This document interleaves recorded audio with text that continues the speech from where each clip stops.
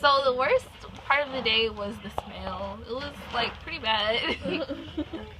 Part of the day was seeing Miss Westbrook smile.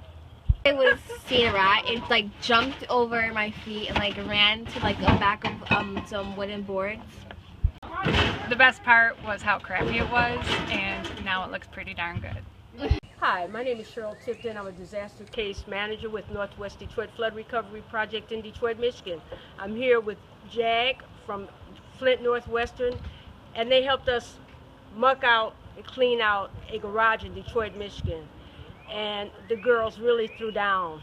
They took a junky, moldy garage and made it this.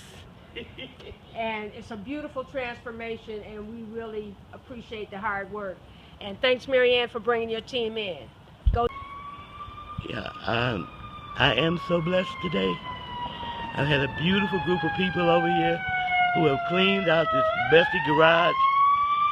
Now, it's like looking at a new one.